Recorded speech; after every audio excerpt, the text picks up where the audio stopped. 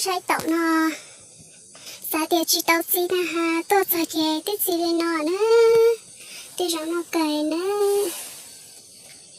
kia một hay mà nó chỉ tài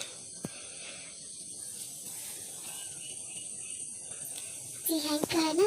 cho tậu nó là nhau bị tao xia chỉ cho chua lên nè chỉ một cái nó chỉ một món gì nè không có lên làm tài nè giờ xài cho nó đi nó đâu hành nó đã bên này cho tận đâu hành rồi cái nè con đào cha đi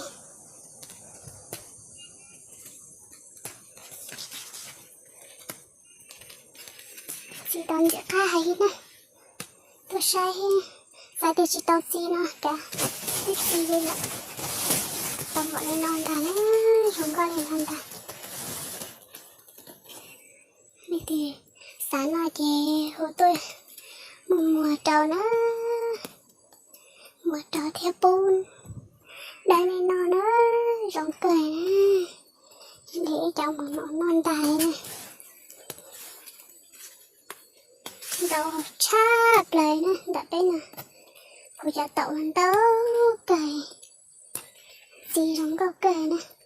nó lên nó đi theo cái cái nó rồi thì chả ta nó mùa tàu đấy nó tên nó có lại giờ nè thì không có phải không cho xe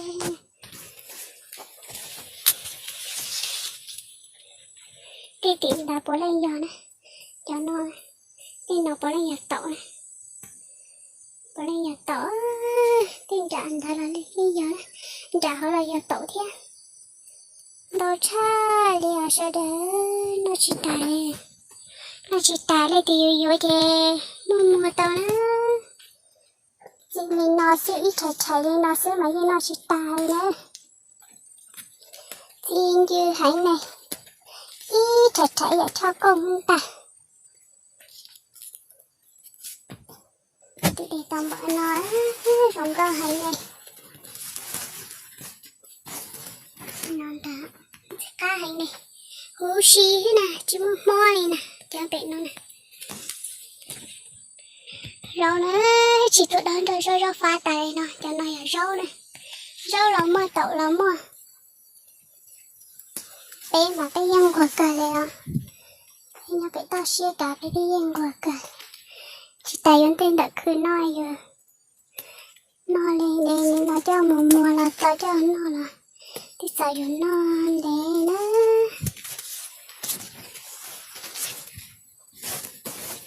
nó chai rồi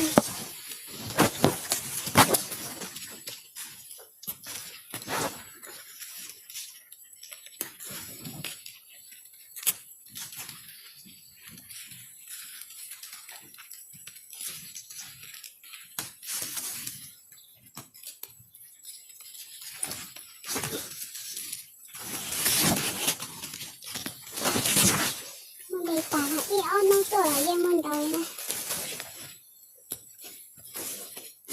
một cái này nó chỉ hữu hợp bỏ tròn đòn chỉ lên tàu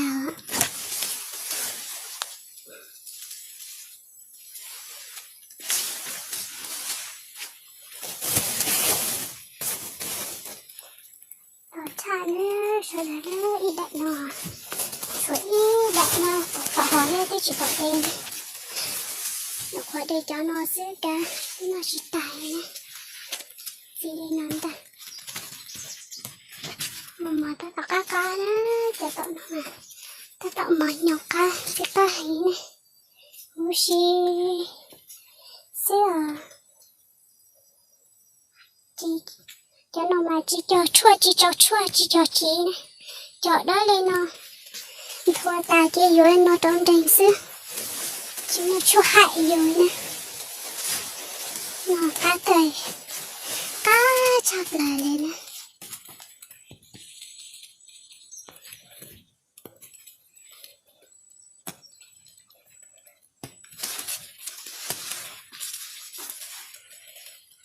hai cái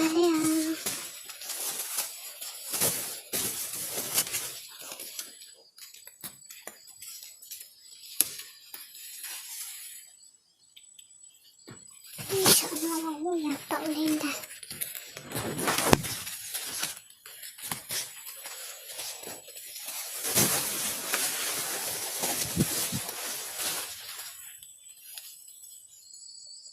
Tì họ đó, cho tì họ có lấy giò đó, cho tao trên đây nó.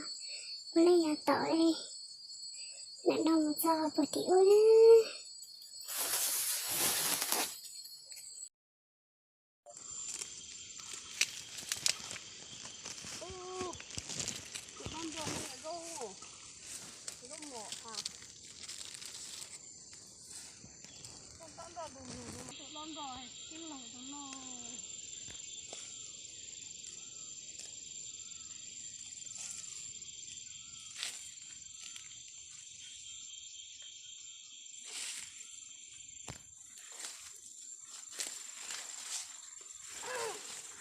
Gì cả đó.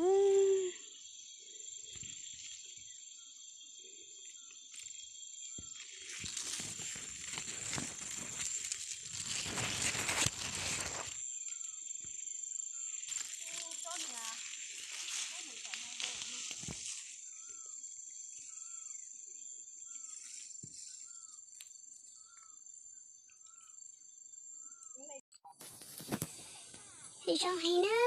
đâu cà này nó.